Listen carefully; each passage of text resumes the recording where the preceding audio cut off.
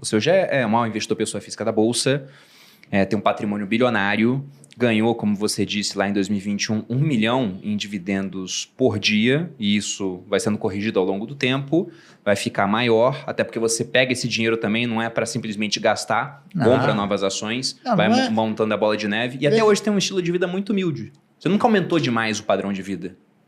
Não, porque eu tenho um padrão ótimo para as minhas pretensões. Está entendendo? Discutir padrão de vida é um negócio interessante. Por exemplo, você tem aqueles que são escravos do ego, e são aqueles que controlam os egos, né? Eu controlo os egos, não sou escravo do ego. Então, aquele que é escravo do ego, ele, por exemplo, ele compra fogos de 100 mil reais, ele queima o dinheiro, eu não queimo. Está entendendo? Uma coisa que eu achei até curiosa, você vinha para o escritório de metrô antes da pandemia, Não, eu vim muito tempo de metrô, porque era uma recomendação médica. Para caminhar, era isso? Para caminhar, para andar, né? E a única maneira que você tem de andar é ir até o metrô, vir, você se misturar com o povo, né? É que aí ela começou a me produzir de uma forma muito intensa, e eu comecei a ficar com um problema. No metrô, eu falei, seu Márcio, eu quero tirar uma fotografia. Então, aí eu precisei... Fama tem seus preços.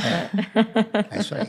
Mas foi até um ponto interessante você citar essa questão do INSS, porque há pouco tempo o pessoal da Portfel, que é a consultoria que a gente tem de investimento lá dentro do Grupo Primo, eles fizeram um post justamente pegando essa comparação entre você investir o seu dinheiro durante o período de 40 anos ou pagar a previdência pública durante 40 anos. E não é um ou outro, porque se você trabalha e não contribui com a Previdência, isso pode ser enquadrado até como crime de sonegação previdenciária. Então, é um imposto, você é obrigado a pagar. E aqui eles colocaram, né, a contribuição para o INSS de 350 ou investir 350 de maneira mensal em algo que tem uma taxa de retorno de 10% ao ano. E tem muita ação pagando 10% de dividendos agora durante esse período. Ou mais, né? Ou até mais. O resultado no INSS é que você, após 40 anos, iria se aposentar ganhando 3 mil ao mês.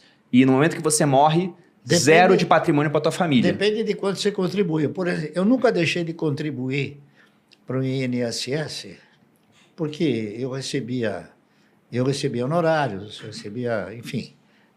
recebia comissões, tá certo? Mas eu sempre contribuí pelo mínimo. É a melhor coisa que tem. Então o que aconteceu? Eu contribuí obrigatoriamente pelo mínimo para a Previdência e aleatoriamente para aquilo que é a formação de uma carteira de renda mensal. Então hoje eu sou aposentado com R$500 por mês.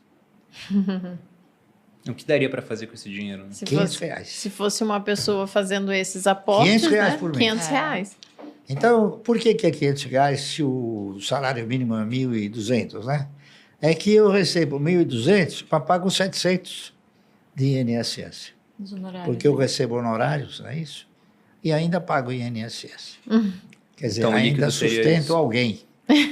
Sustento a previdência de alguém. Não, e o que fica interessante nessa comparação que eles fizeram é que, olha, 350 por mês durante 40 anos você ganharia 3 mil pela Previdência. Mas no momento do falecimento, você tem zero de patrimônio acumulado. Então você não tem nada para deixar para sua família. Já investindo R$350 por mês ao longo dos 40 anos com 10% de retorno, você teria um patrimônio acumulado de 2 milhões. Nossa. E aí isso te gera uma certa renda, depende de como vai estar investindo, você vive daquela renda e no momento do falecimento você consegue ainda passar um patrimônio para a sua família. Enquanto no INSS o patrimônio que você teria construído fica para o Estado no final das contas. Não, mas acontece que esse cidadão que fez essas previsões aí de 10% ao ano, ele foi muito modesto. Mas na internet tem que ser modesto. Não, mas diz em termos de rentabilidade, dá para ser muito mais. Muito mais. Bastante mais.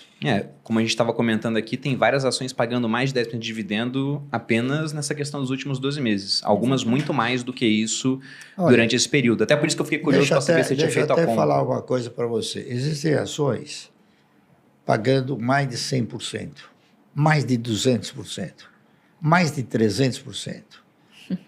Por quê?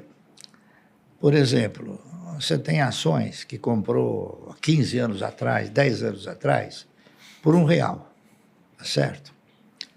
E hoje você recebe R$10 de dividendo. O teu custo é R$1. Sim, já ficou lá para trás. Então, se você não compra mais, o teu custo, o retorno é muito superior. Não é isso? Que é o yield on cost. É que isso que você está falando é se você comprar agora, já.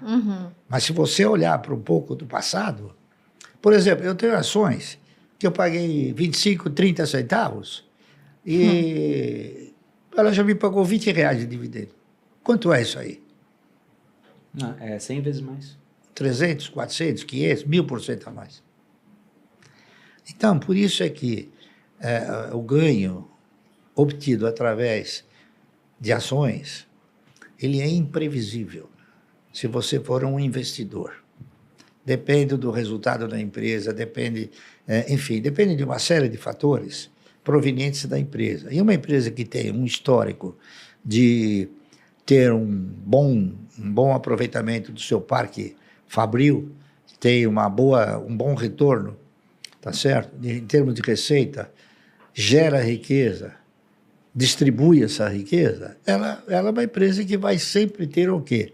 Uma condição sustentável para te devolver proveitos. Então, é isso que tem que olhar, entendeu?